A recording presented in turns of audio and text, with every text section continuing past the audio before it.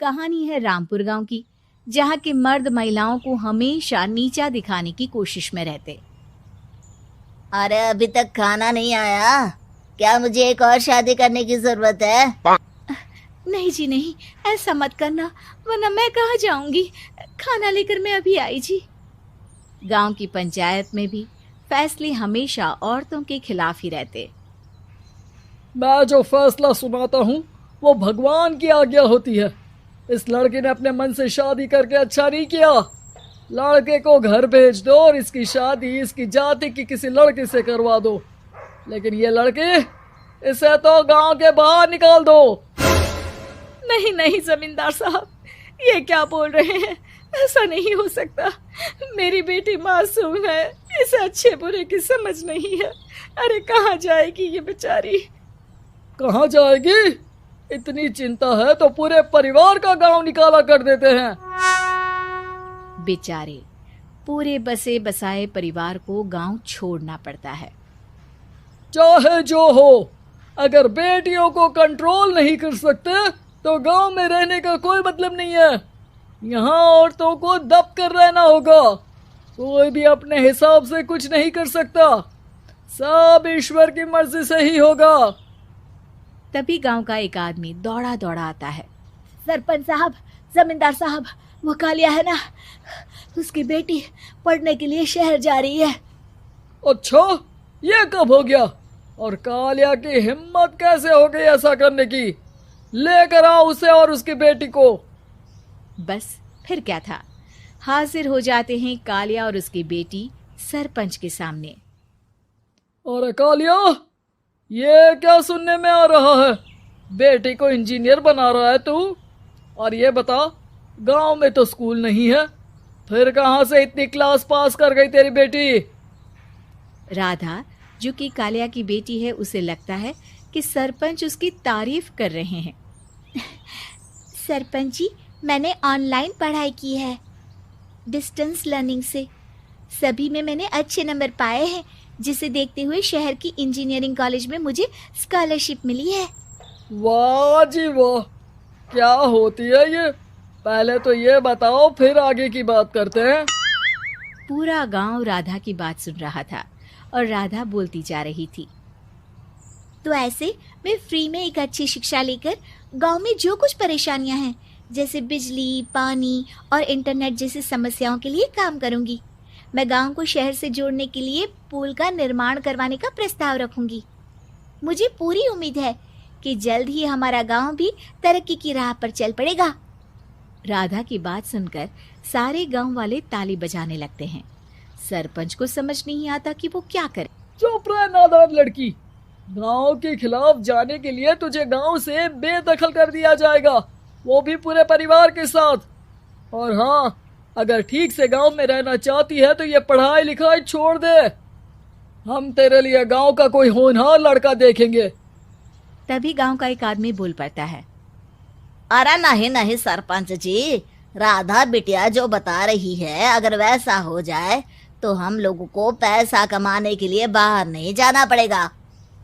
हाँ जी, और ना ही कोसों दूर पानी के लिए भटकना पड़ेगा। हमारे बच्चे भी अच्छी पढ़ाई कर सकेंगे और आगे बढ़ेंगे, ना कि हमारी तरह खेती करते बैठेंगे।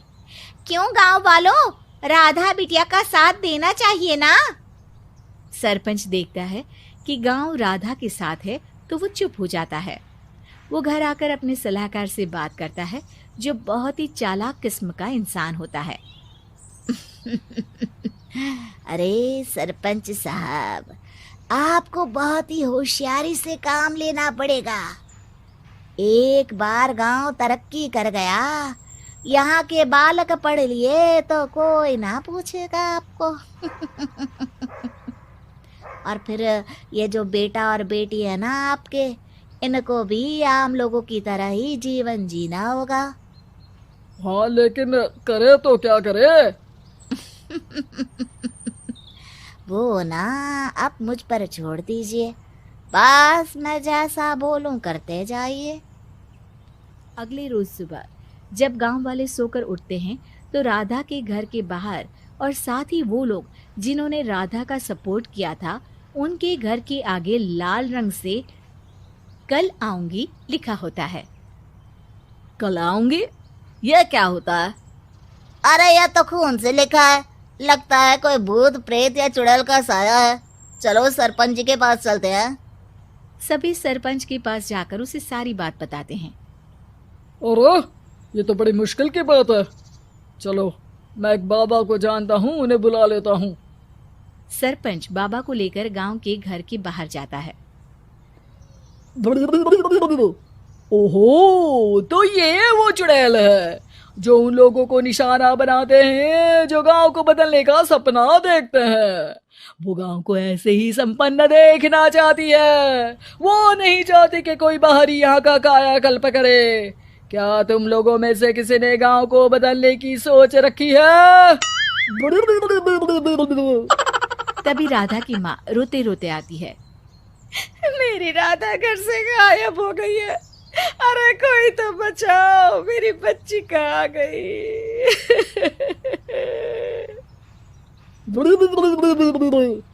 ले गई वो चुड़ैल, तेरी बच्ची को ले गई। अब वो उसे श्रापित करके छोड़ेगी, उस पर चुड़ैल का साया हो जाएगा। तभी बुरी सी हालत में राधा भी वहां आ जाती है। उसके बाल चुड़ैल की तरह फैले होते हैं और कपड़ों में खून लगा होता है। सभी राधा को देखकर डर जाते हैं। माँ, पता नहीं मुझे कौन उठा कर ले गया था।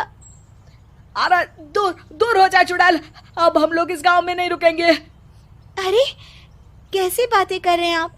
कल तो आप मेरे भरोसे गांव का हुलिया बदलने, अपने बच्चों को पढ़ाने और तरक्की उन्नति की बात कर रहे थे, तो आज क्या हो गया आपको?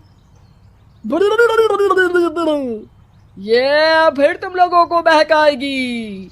ये चुड़ैल गांव में आ चुकी है, ऐसे ही ये तुम्हारे घर के बच्चों को भी ले जाएगी।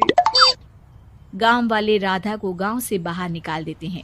उसके माँ बाप रोते रहते हैं, लेकिन गांव वाले नहीं मानते। मैं भी अपनी बहन के साथ गांव के बाहर रहूंगा, लेकिन वो पढ़ाई नहीं छोड़ेगी। वहीं सरपंच के घर पर सलाहकार कहता है। देखा, सांप भी मर गया और लाठी भी नहीं टूटी। लेकिन अगले ही दिन सरपंच के घर के बाहर भी वही शब्द लिखे होते हैं और फिर सरपंच की बीवी कहती है, हमारी बेटी को किसी ने अगवा कर लिया है। तभी राधा का भाई वहां आ जाता है। अरे गांव वालों, मैंने सरपंच जी की बेटी को देखा था। वो चुड़ैल उसे उठाकर ले जा रही थी। अरे क्या मजाक कर रहे हो? नहीं नहीं सरपंच जी, आप नहीं जानते। वो चुड़ैल अब आपकी बेटी में आ जाएगी, जैसे राधा के अंदर आ गई थी। तभी सरपंच की बेटी वैसी ही हालत में वहां आती है जैसे राधा आई थी। पापा, पता नहीं कैसे मैं गायब हो गई थी। चुड़ैल, इसके अंदर भी चुड़ैल का साया है, मारो इसे। अरे नहीं नहीं, इसे भी राधा के पास गांव के बाहर ही भेज दो। अरे चुप रहो, मेरी बेटी कहीं नहीं जाएगी और चुड़ैल वुड़ैल कुछ नहीं होता है। अरे कैसे बात कर रहे हो सरपंच जी? आप तो बोल रहे थे कि आपका फैसला भगवान का ज्ञान होता है, तो अपने पर बात आई तो अब आप ऐसे बोल रहे हैं। अरे ना ना ना, आपको अपनी बेटी को त्यागना ही होगा। अरे बुलाओ बाबा को। राधा का भाई बाबा को ले आता है, जिसे अब गांव वालों के डर के कारण सच बोलना पड़ता है।